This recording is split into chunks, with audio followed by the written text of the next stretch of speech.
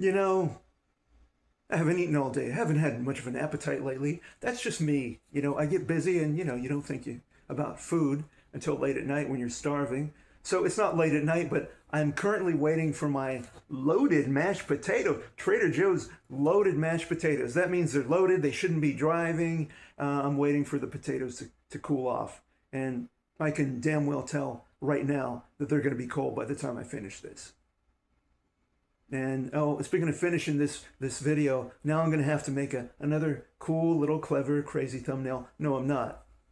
No, I'm not. But I had several thoughts that I thought I'll just put out there, and then I'll eat my potatoes. Mm-mm.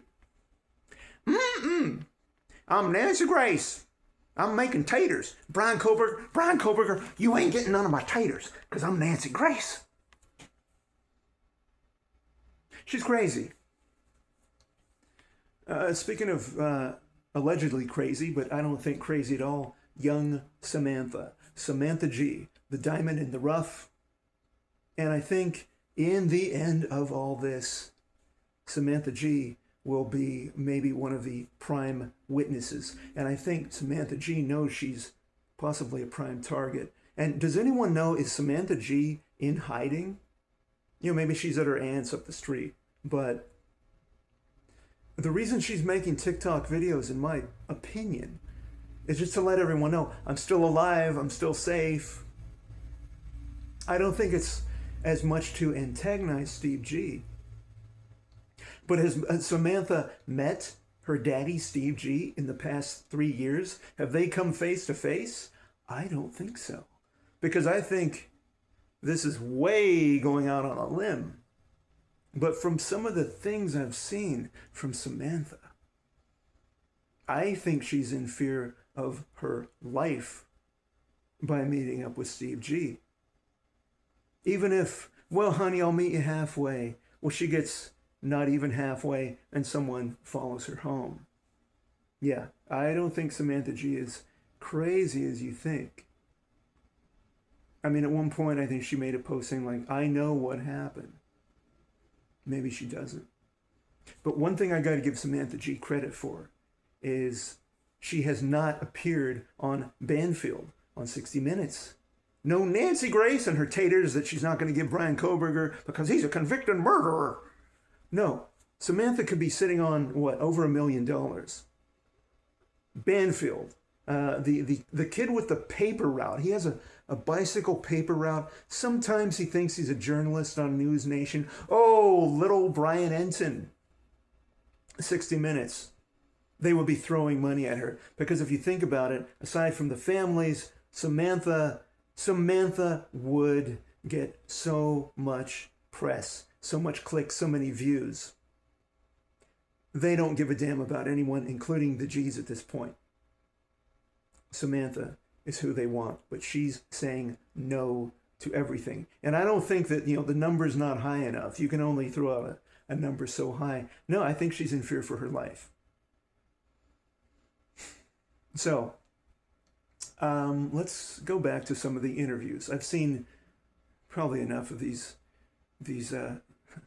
retroactively annoying interviews, let's say, from these kids. Because, they really don't know much.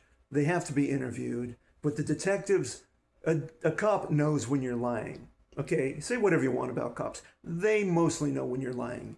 I'm good, but I'm not as good as a cop. So it's interesting here. Who is it? I don't even know who's interviewing these kids.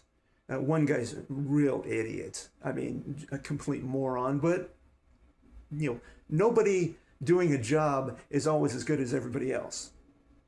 Yet this same guy, like all the other detectives, ask pointedly, do you know if there was any drugs being sold out of the house? So what does that tell me when they ask almost everyone? And as I said, no, I never saw these girls doing anything. Not even Diet Pepsi. Oh, no. They know that all these kids are lying. They expected all these kids to be lying.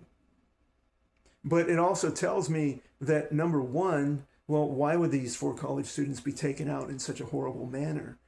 It must have been involving drug money. But I think the cops know that there were Drugs being sold out of the house. How would they know? Well, there's an interesting body cam. Those potatoes are getting cold right now.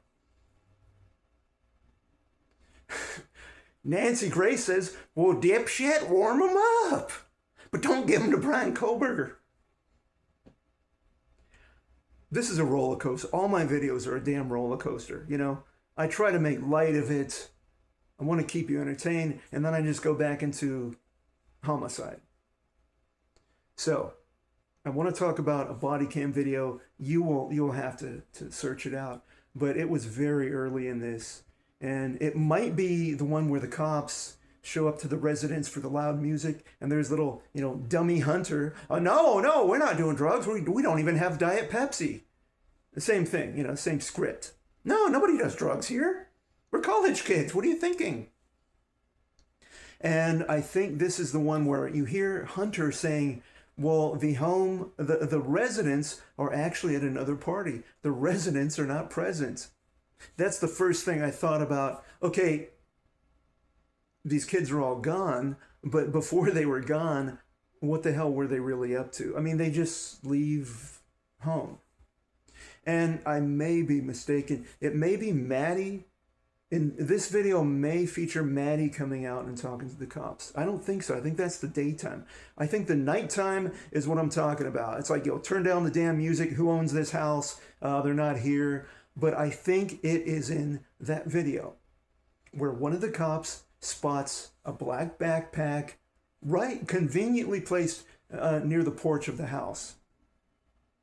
It's convenient also that you have all these college kids running in and out of the house. That's why the cops are there. But not one of the college kids sees this black backpack and goes, oh, somebody left a backpack outside. But the cop sees it. And the cop opens it on body cam. And the cop, I think he pulls out all these magnificent energy drinks. And the cop says, hey, boys, we got some energy drinks. He starts distributing the energy drinks to his cop friends. Now, I think that bag was planted. And I think, yeah, there were energy drinks on top. But I think there was more energy planted in the backpack. And I think this is purposely planted so the cop finds it. And not only that, it is on body cam. So if anything ever comes up, no, Your Honor, there were just energy drinks in that backpack. Well, maybe I shouldn't have distributed them to my colleagues. Maybe I should have asked one of the kids inside, hey, you guys, you got a backpack laying out here. We don't really know what's in it because it's not our personal item, but it's just it's a closed backpack. Maybe one of you kids own it. I'm bringing it into you. Why doesn't the cop do that? Interesting. Yes, nobody thought of that either. So the cop takes the backpack, puts it in the car. Unrelated. Why do we keep seeing the day of the murders that morning? Why do we keep seeing in the daylight there's a black backpack more or less in the same spot? Was that maybe something that should have been delivered and wasn't? All right. Coming up on 9 minutes, coming up on now frozen loaded mashed potatoes. Oh my goodness. So this was more of a stream of consciousness, but look up that body cam video. There's just something. Anyway, take care. Thanks.